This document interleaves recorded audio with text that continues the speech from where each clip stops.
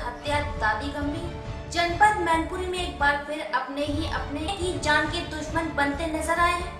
जमीनी विवाद के चलते अपने ही परिवार के 3 लोगों को गोली मारकर सनसनी फैला दी।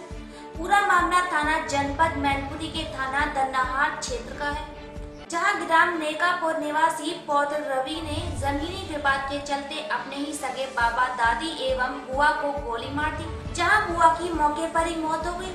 सूचना मिलते ही इलाका थाना पुलिस सहित अधिकारी मौके पर पहुंचे हैं और उन्होंने घायलों को तत्काल सैफई अस्पताल पहुंचाया। पुलिस की भनक लगते ही आरोपी मौके से फरार हुआ है। बाबा सत्याराम ने उपचार के दौरान सैफई अस्पताल में दम तोड़ दिया, जबकि दादी की हालत गंभीर बनी है। नेकापुर गांव, थाना दन्नाहार, मैनपुरी। यहाँ पर जो सूचना मिली और जो छानबीन हुई उसके अनुसार एक रवि पाल नाम का 20 साल का लड़का है, जिसने अपने ही सगे दादा को, दादी को और बुआ को तमंचे से फायर करके गोली मार दी है। इसमें बुआ की मृत्यु हो गई है मौके पर ही, दादा और दादी घायल हैं। पुलिस टीम तत्परता से यहाँ पहुँच करके तीनों को जिला अस्पताल लेकर गई है, वहाँ पे इलाज किया जा रहा है।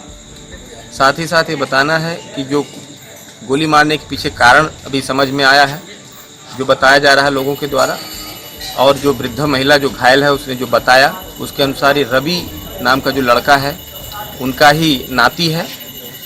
और इन वृद्ध दादा दादी ने जो ज़मीन जायदाद थी वो बेटी के नाम कर दिया था, प्लॉट था, मकान था, इसको बेटी के नाम कर दिया था और इसी को लेकर के नाराज़ था लड़का, इनका जो नाती था, और इसी कारण से, इसी नाराज़गी में इसने बिल्कुल दुखद घटना को अंजाम दिया है। अपने ही सगे दादा को, दादी को और बुआ को इसने गोली मार के एक बुआ की मृत्यु कारित कर दी है। बाकी दादी और दादा घायल हैं, इनको पुलिस के द्वारा तत्परतापूर्वक जिला अस्पताल ले जाया गया है, वहाँ पे इलाज चल रहा है। जिलाधिकारी की अध्यक्षता में मोहर्रम की बैठक संपन्न। मोहर्रम पर ना तो जुलूस निकलेगा और ना ही सार्वजनिक स्थलों पर भीड़ इकट्ठा हो, जिलाधिकारी ने कहा। जिलाधिकारी भानुचंद्र गोस्वामी की अध्यक्षता में संगम सभागार में मोहर्रम की बैठक की गई।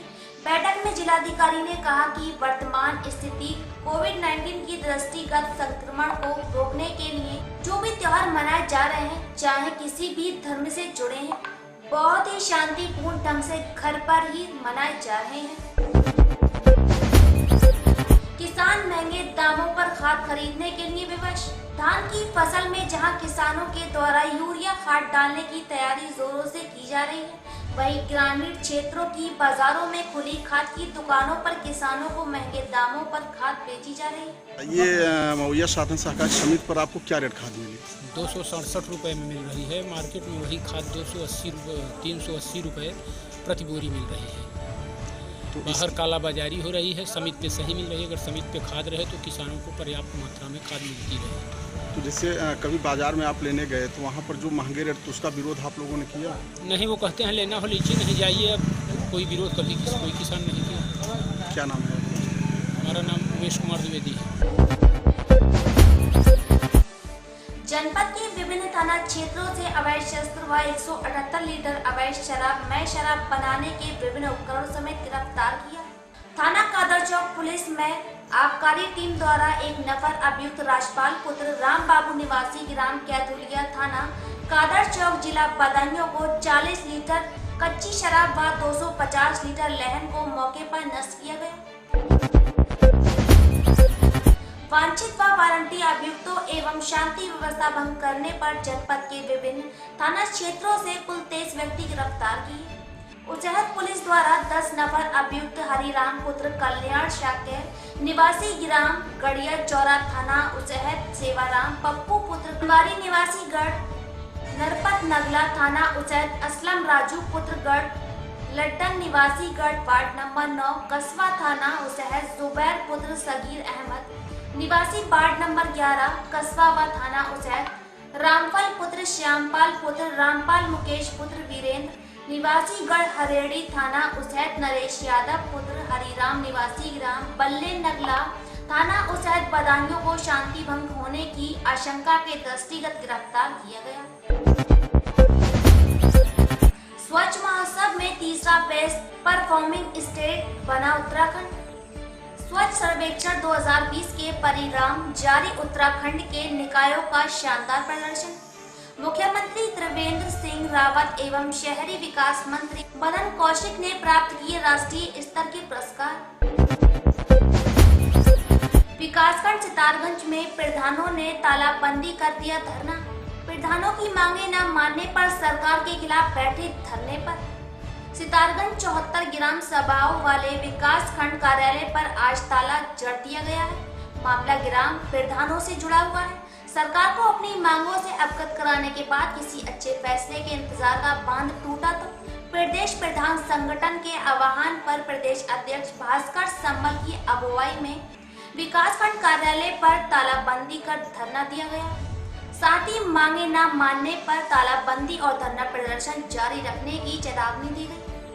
हम आपको अवगत कराना चाहूँगा, जैसा कि सभी जगह आप देख रहे हैं कि जल जीवन मिशन हर घर जल हर घर नल की योजना केंद्र सरकार द्वारा जो चलाई गई थी, उसके तहत उत्तराखंड में अब कार्य शुरुआत पर आया है, जिसमें हमारे उधम सिंह नगर जनपद के साथ ही प्रदेश की कई ग्राम पंचायतों को प्रथम चरण में जल जीवन मिशन के अंतर्गत चयनित किया गया है, जिसको लेकर इस समिति में शुरुआत में जो हमारा समिति वाला था उसके लिए सर्वे का कार्य प्रधानों के हाथ में ना देकर एक एनजीओ के हाथ में दे दिया गया, जिससे प्रधानों की शुरुआत में ही इस योजना में अनदेखी की गई। उसके बाद गांव में उनके द्वारा उपभोक्ता पेयजल एवं स्वच्छता समिति उप समिति का निर्माण किया गया, जिसमें अध्यक्ष ग्राम प्रधान को बनाया गया, साथ ही सचिव कोषाध्यक्ष जो था वो हमारे वार्ड सदस्य में से किसी एक को बनाया गया।